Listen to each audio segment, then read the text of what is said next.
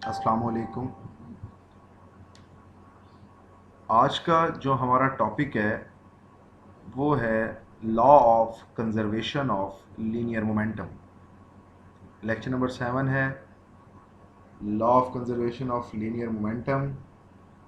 लेकिन इसके अंदर सबसे पहले हम देखेंगे किसको, आइसोलेटेड सिस्टम को। आइसोलेटेड का मतलब क्या है? आइसोलेट होना, अलग थलग हो जाना।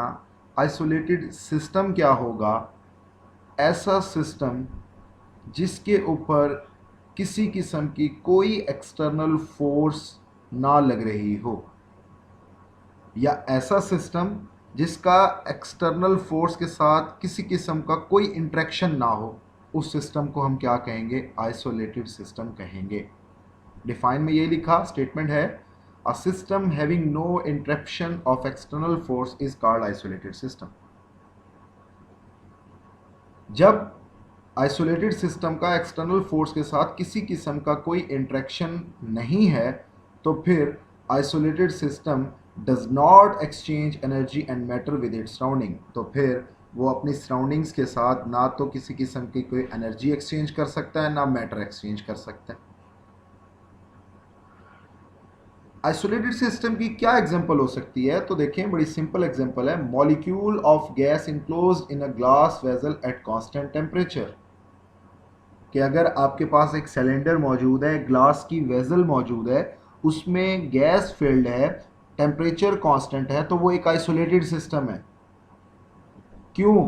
क्योंकि उस सिलेंडर के अंदर मौजूद गैस का एक्सटर्नल फोर्स के साथ किसी किस्म का कोई रिलेशन नहीं है। वो गैस जो है वो उस सिलेंडर के अंदर, उस वेसल के अंदर ही मौजूद है।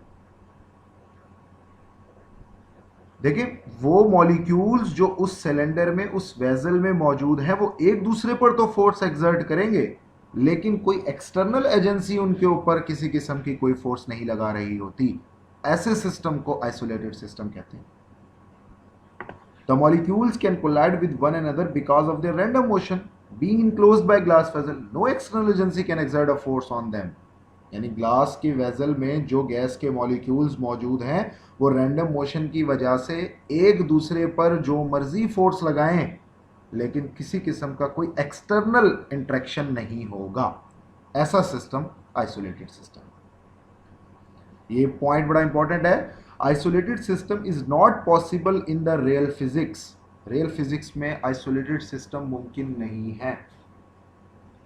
रियल फिजिकल वर्ल्ड के अंदर ऐसा मुमकिन नहीं है। तो फिर हम कैसे सिस्टम को आइसोलेटेड कह सकते हैं? तो ये मैंने बात नीचे लिख दी, अ सेट ऑफ ऑब्जेक्ट, यानी ऐसे ऑब्जेक्ट्स या ऐसा सिस्टम जिसके अंदर internal mutual interaction is much greater than their interaction with other object can be treated as an isolated system. Means कि अगर मैंने ग्लास वेसल को आइसोलेटेड सिस्टम कहा, तो उसको क्यों कह रहा हूं ऐसा? क्योंकि रियल में तो पॉसिबल नहीं है। उसको क्यों कहा जा रहा है आइसोलेटेड सिस्टम?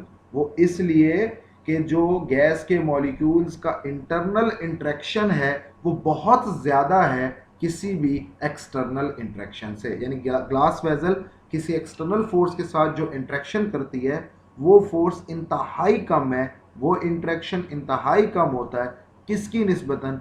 उन गैस के मॉलिक्यूल्स के आपस में इंटरेक्शन की निस्बतन। इसलिए ग्लास वेसल को आइसोलेटेड सिस्टम कहा जाता है। आइसोलेटेड सिस्टम की एक दूसरी एग्जांपल है hot T in ideal thermos.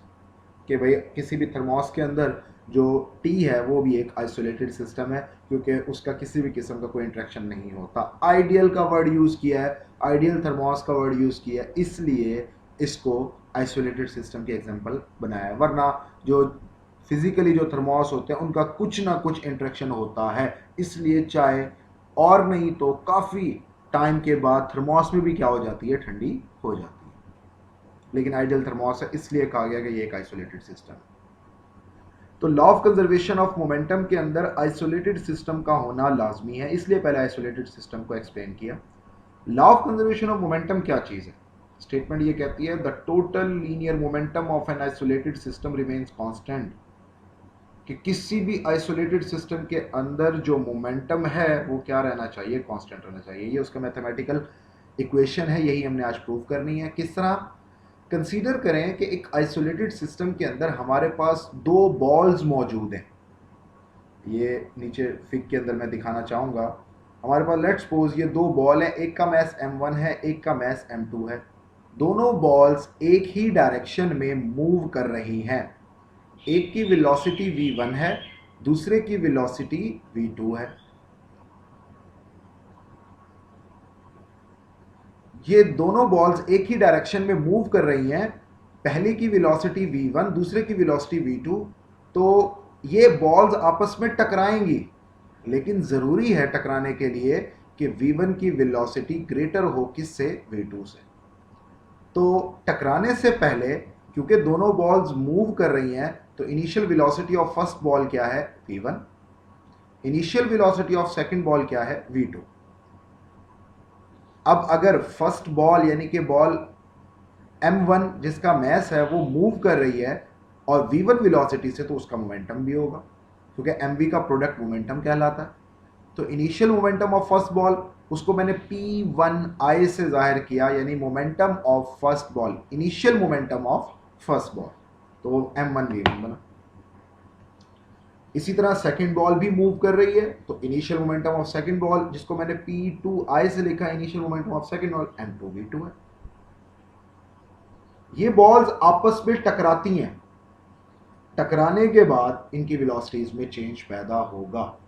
तो जो वेलोसिटी में चेंज है जब ये टकराएंगी ड्यूरिंग कोलाइजन, देखें ये दोनों बॉल्स एक दूसरे पर फोर्स एक्सर्ट करेंगी जो कि मैग्नीट्यूड में बराबर, डायरेक्शन में अपोजिट होती है।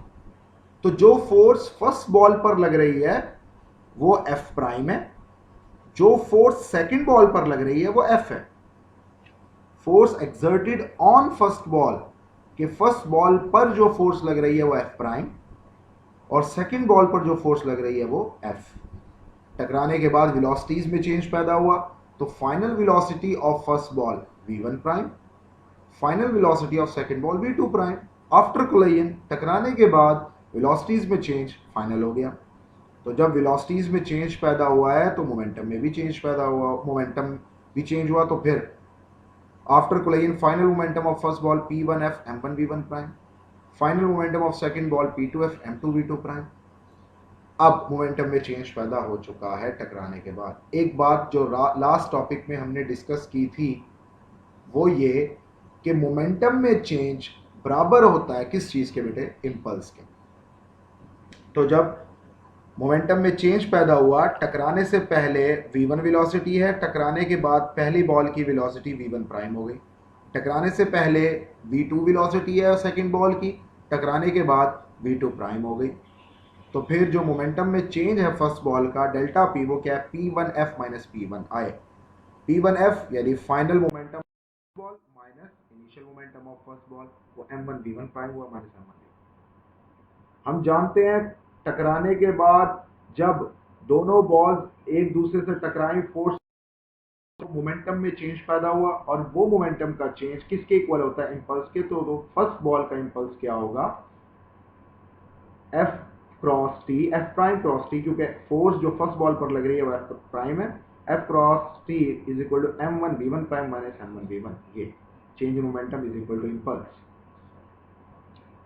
इसी तरह मोमेंटम में जो चेंज पैदा हुआ सेकंड बॉल के, वो p2f minus p2i m2 v2 prime minus m2 v2। तो जो इंपल्स है सेकंड बॉल पर वो क्या हुआ? f cross t is equal to m2 v2 prime minus m2 v2। एक इक्वेशन ये है, ये, और एक इक्वेशन ये है इंपल्स वाली। दोनों इक्वेशंस को ऐड कर दें तो हमारे पास ये डेवलप हो जाएगी एक इक्वेशन। क्योंकि हमने ये बात डिस्कस की कि दोनों बॉल्स टकराते हुए एक दूसरे पर फोर्स एक्सर्ट करेगी जो कि मैग्नीट्यूड में बराबर, डायरेक्शन में अपोजिट होगी। तो ये फोर्सेस एक दूसरे के मैग्नीट्यूड में बराबर हैं लेकिन डायरेक्शन में अपोजिट है, तो साइन नेगेटिव आ जाएगा। और इनका सम क्या होगा बच्चे? जीरो के इक्वल होगा। तो जब हमने एफ प्राइम की जगह पर माइनस एफ पुट किया तो कैंसिल होकर क्या हो गया? Zero. m1 v1 prime minus m1 v1 plus m2 v2 prime minus m2 v2। जो माइनस वाली टर्म्स है वो इज इक्वल टू के इस तरफ चले जाए तो m1 v1 plus m2 v2 is equal to m1 v1 prime plus m2 v2 prime. Law of conservation of linear momentum में हम इसी चीज को प्रूव करना चाहते थे। इस इक्वेशन का मतलब क्या है? इस इक्वेशन का मतलब है ये है इनिशियल बॉल का मोमेंटम, ये है इनिशियल सेकंड बॉल का मोमेंटम। तो क्या हुआ, initial momentum of the system, यानी इन दो बॉल्स ने मिलकर एक मोमेंटम बनाया, तो फिर जो टोटल सम है इनिशियल मोमेंटम का बिफोर कोलिजन वो बराबर होता है total final momentum of the system के आफ्टर कोलिजन। यानी जितना मोमेंटम था इन दोनों बॉल्स का उनका सम ले लें टकराने के बाद, क्योंकि वेलोसिटीज चेंज हुई थी, लेकिन मोमेंटम का सम फिर भी क्या रहा, इनिशियल के बराबर रहा। इसे कहते हैं law of conservation of linear momentum. इसलिए सिंपल का consequently the total change in momentum of the isolated two ball system is zero. अगर मैं इस पूरे सिस्टम को इज इक्वल टू किस तरफ ले जाऊं, माइनस हो जाएगा, तो मैग्नीट्यूड में मोमेंटम दोनों सम है, साइन नेगेटिव होने से कैंसिल हो जाएंगे, तो वो क्या हो जाएगा, जीरो। ये बड़ा इंपॉर्टेंट पॉइंट है, total change in momentum of the isolated two ball system is zero. Before collision और आफ्टर कोलिजन मोमेंटम का सम हमेशा क्या रहता है, बराबर रहता है। Thank you.